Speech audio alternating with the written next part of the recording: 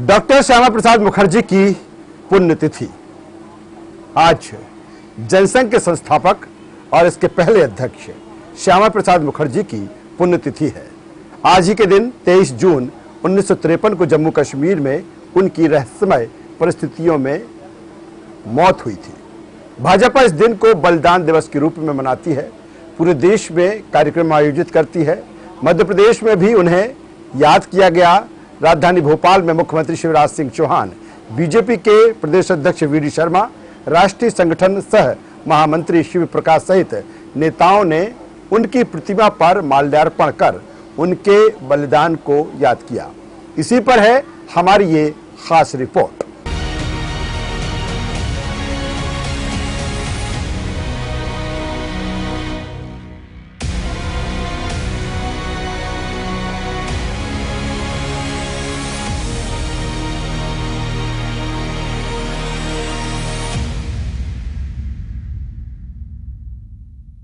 आज जनसंघ के संस्थापक और इसके पहले अध्यक्ष श्यामा प्रसाद मुखर्जी की पुण्यतिथि है।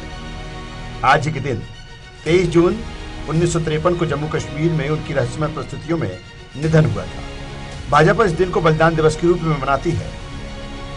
डॉक्टर श्यामा प्रसाद मुखर्जी का भारतीय राजनीति और जनसंघ और भाजपा के लिए क्या योगदान है और पार्टी के लिए क्यों अहम रहे हैं श्यामा प्रसाद मुखर्जी, इसे समझने से पहले उनके जीवन को समझ लेते हैं।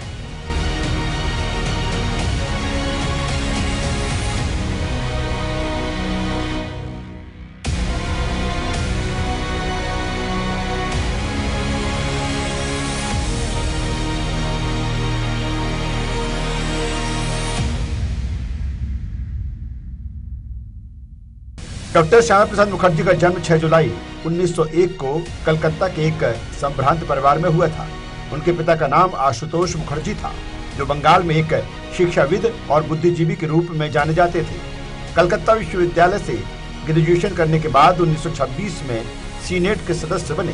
साल 1927 में उन्होंने बैरिस्टरी की परीक्षा पास की। 33 साल की उम्र में कलकत्ता यूनिवर्सिटी के कुलपति बने थे। 4 साल के कार्यकाल के बाद वो कलकत्ता विधानसभा पहुंचे। मैं भारतीय जनता पार्टी के अध्यक्ष जी हमारे, उनको पूरी टीम को बहुत बधाई देता हूं। राष्ट्रव्यापी अभियान है, इसमें डॉक्टर श्यामा प्रसाद मुखर्जी जो हमारे संस्थापक अध्यक्ष थे, मार्गदर्शक पथ प्रदर्शक हैं, उनके बलिदान दिवस से लेकर जन्मदिन तक ये वृक्षारोपण का अभियान हाथ में लिया है।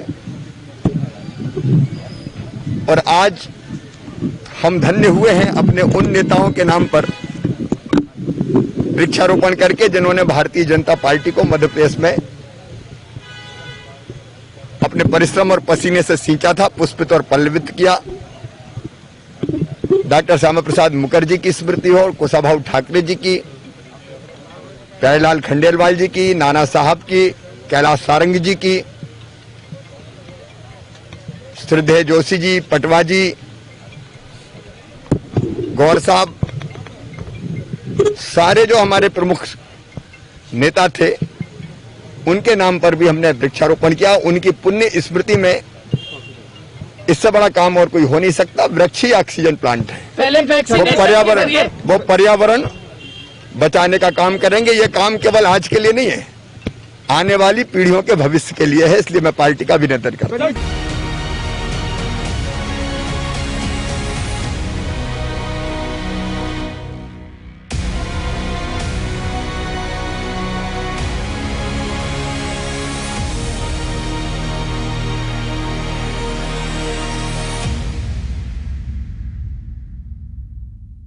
मुखर्जी ने राजनीति की शुरुआत कांग्रेस से की। तत्कालीन प्रधानमंत्री पंडित जवाहरलाल नेहरू से डॉक्टर श्यामा प्रसाद मुखर्जी के कई मतभेद रहे।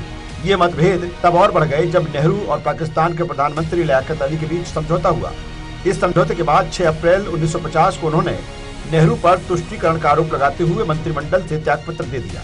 डॉक्टर मुखर्जी अनुच्छेद 370 के मुखर विरोधी थे और चाहते थे कि कश्मीर पूरी तरह से भारत का हिस्सा बने और वहां अन्य राज्यों की तरह समान कानून लागू हो।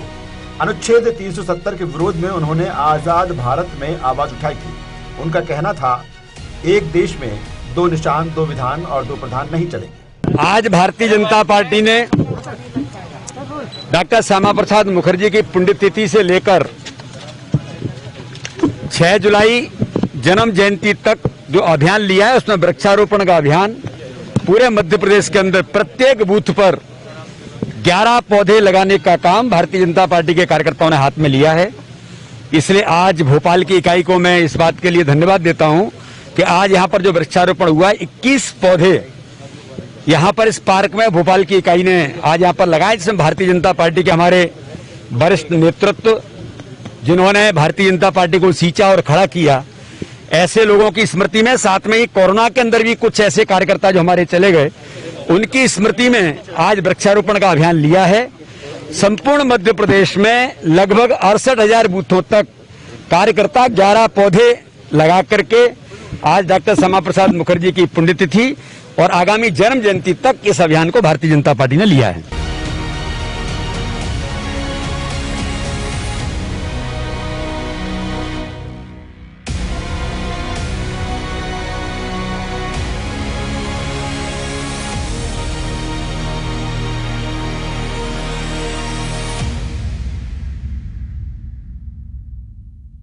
राष्ट्रीय स्वयंसेवक संघ के सर संघचालक गुरु गोवलकर से परामर्श लेकर मुखर्जी ने 21 अक्टूबर 1951 को राष्ट्रीय जनसंघ की स्थापना की, जिसका बाद में जनता पार्टी में विलय हो गया और फिर पार्टी के बिखराव के बाद 1980 में भारतीय जनता पार्टी का गठन हुआ। 1951-52 के आम चुनावों में राष्ट्रीय जनसंघ के 3 सांसद चुने गए, जिनमें एक मुखर्जी भी थे। देखिए, डॉक्टर श्यामा प्रसाद मुखर्जी हम सब के आदर के केंद्र थे और उन्होंने एक कश्मीर में, एक देश में दो विधान, दो निशान, दो प्रधान नहीं चलेंगे, कश्मीर से धारा 370 समाप्त की जाए, इसको लेकर एक बड़ी लंबी लड़ाई लड़ी। उन्होंने पंडित जवाहरलाल नेहरू के मंत्रिमंडल से इस्तीफा दिया। इनको आज हमारे बीच में नहीं है, पर हमारी भारतीय जनता पार्टी की करनी और कथनी में कोई अंतर नहीं है। भारतीय जनता पार्टी ने कहा था कि देश में अगर भारतीय जनता पार्टी की केंद्र में सरकार बनेगी तो हम जम्मू कश्मीर से धारा 370 हटाएंगे। वो आज इस काम को करके दिखाया। देश के सभी प्रधानमंत्री आदरणीय नरेंद्र मोदी जी ने, देश के यशस्वी हमारे गृह मंत्री आदरणीय अमित शाह जी ने, उन्होंने कहा है कि अगर कश्मीर के लिए अगर हमारी जान भी मांगोगे तो हम अपनी जान भी देंगे। आज भारतीय जनता पार्टी के कार्यकर्ताओं ने उनकी पुण्यतिथि के ऊपर आज हम लोगों ने वृक्षारोपण का कार्यक्रम किया है और उसके लिए भोपाल का जो अरेरा कॉलोनी E2, यहाँ पे डॉक्टर श्यामा प्रसाद मुखर्जी की स्मृति में नक्षत्र वाटिका लगाई है। हमारे शास्त्रों में वृक्षों का बड़ा महत्व है और हमने श्रद्धेय कुशाभाऊ ठाकरे, जो भारतीय जनता पार्टी के मध्य प्रदेश के आधार स्तंभ थे, उन्होंने पार्टी को बढ़ाया, सींचा। प्यारेलाल खंडेलवाल, नारायण प्रसाद जी गुप्ता, लक्ष्मीनारायण जी शर्मा, कैलाश सारंग, बाबूलाल गौर, रियाज अली काका फाउंडर मेंबर थे, बाबूलाल भानपुर, सबकी स्मृति में हम लोगों ने यहाँ पे पौधे लगाए हैं। और जो हमारा कोरोना कालखंड में भारतीय जनता पार्टी के कार्यकर्ता जो हमको छोड़कर गए, चाहे विजय लूनावत जी हो, रामकिशोर जी वर्मा हो, अन्य और भी कार्यकर्ता हैं, उनकी स्मृति में भी लगाएंगे। ये पौधे वृक्ष बनेंगे, फलदार वृक्ष बनेंगे, छायादार वृक्ष बनेंगे और आने वाली पीढ़ी को छाया देने का काम करेंगे। आज हमने इस बात का संकल्प लिया है, क्योंकि ये मध्य प्रदेश के 68,000 बूथों के ऊपर भारतीय जनता पार्टी के कार्यकर्ता आज 23 जून से 6 जुलाई तक उनकी जयंती तक ये वृक्षारोपण का कार्यक्रम करेंगे। इसी प्रकार से हमने इस पखवाड़े के अंदर जितने भी मध्य प्रदेश के तालाब हैं, नदी हैं, कुएं हैं, बावड़ी हैं, उनकी भी सफाई करने का निर्णय लिया है।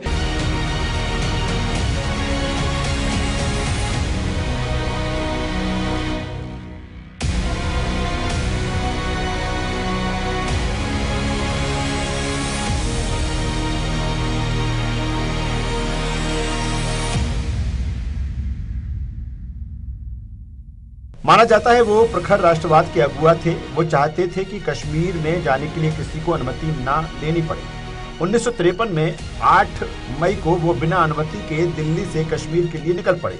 2 दिन बाद 10 मई को जालंधर में उन्होंने कहा था कि हम जम्मू कश्मीर में बिना अनुमति के जाएं, ये हमारा मूलभूत अधिकार होना चाहिए। 11 मई को वो श्रीनगर जाते वक्त गिरफ्तार कर लिए गए। उन्हें वहां के जेल में रखा गया। फिर कुछ दिन बाद उन्हें रिहा कर दिया गया। 22 जून को उनकी तबीयत खराब हो गई और 23 जून को उनकी रहस्यमय परिस्थितियों में मौत हो गई।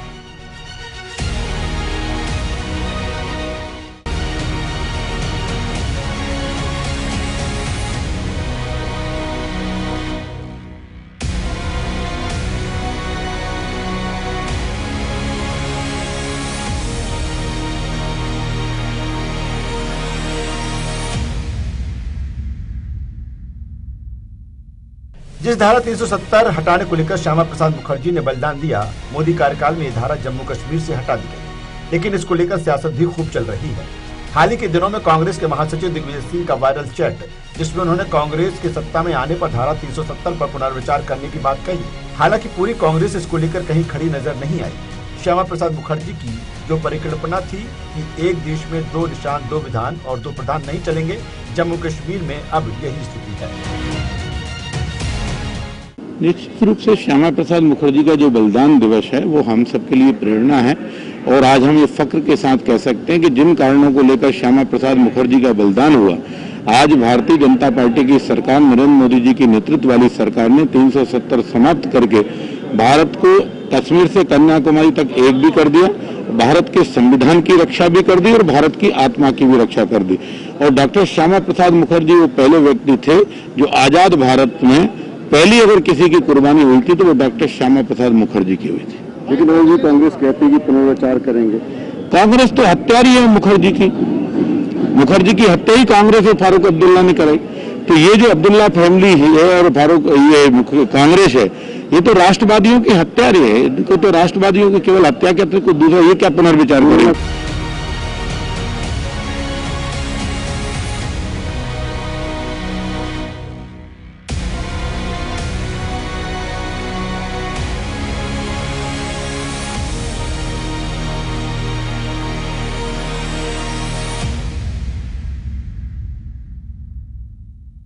तीन सौ 370 धारा हटने के बाद वहां की राजनीतिक पार्टियों और मोदी सरकार के बीच तल्खी लंबे समय से है।